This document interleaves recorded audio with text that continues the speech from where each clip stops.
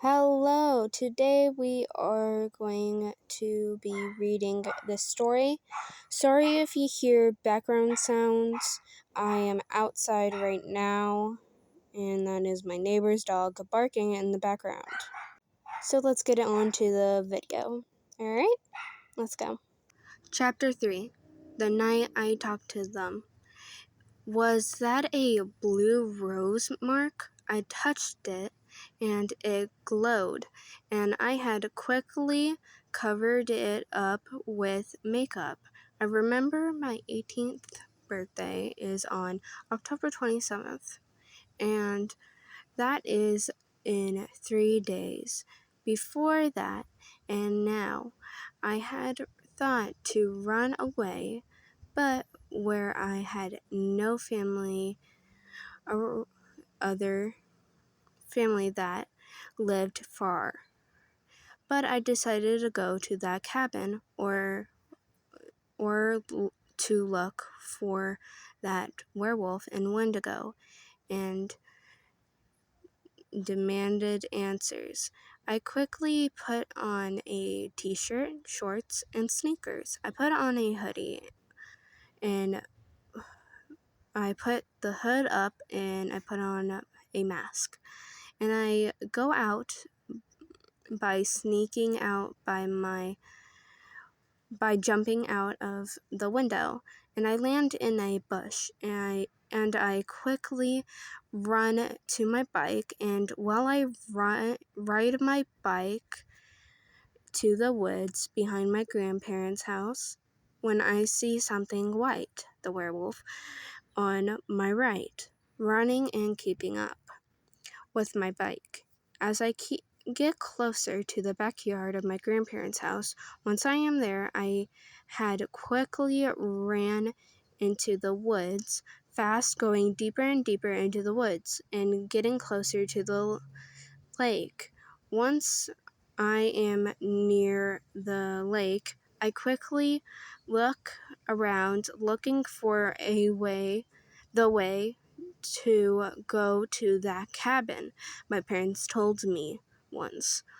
I am about to go, I see the Wendigo in front of me, in front of the path that goes towards the cabin.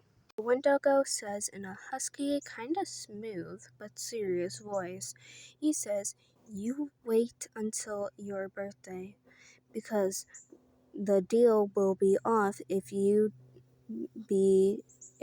go to the cabin early, Rosebud." The werewolf appears behind the Wendigo, and he turns into its human form. I added this. So, wolf ears and tail, white hair, brown skin, and a white t-shirt and ripped jeans and sneakers. And he says, "And you will find out our name soon, little Rose." The werewolf says in a smooth, more playful than the Wendigo, and less husky, but clearly has wisdom in his voice. I looked shocked as I see the two in front of me, 4 yards away from me. As I back up, the werewolf notices how my neck slightly glows on the spot where I used makeup to cover the rose mark on my neck. The werewolf quickly gets closer to me and grabs my wrists and pulled me closer to him. And as the werewolf holds me, the Wendigo gets water from the lake and puts the water on my neck, taking the makeup off, showing the rose mark, which the two knew that means my birthday is extremely close. As they see it and about to say something, I kind of went into fight mode, not flight mode, and so I quickly kicked the werewolf in the crotch hard. The werewolf is shocked at the strength and instantly falls to the ground. and I quickly run fast to my grandparents' house, out of the woods before the Wendigo could grab me. As I run up to the edge of the woods, I could hear the Wendigo say to the werewolf with almost laughter, "Wow, he's strong. It looked like you went into the air by 2 inches." He had clearly was impressed once I get to my grandparents' house and bang on the door, yelling for my grandpa and grandma. By the time I was inside, I told my grandparents what was happening. Once they had panicked, they got me inside and gave me a cup of hot chocolate. As I told them what happened, my grandpa notices the rose mark on my neck. My grandpa says, "Is that the mark?"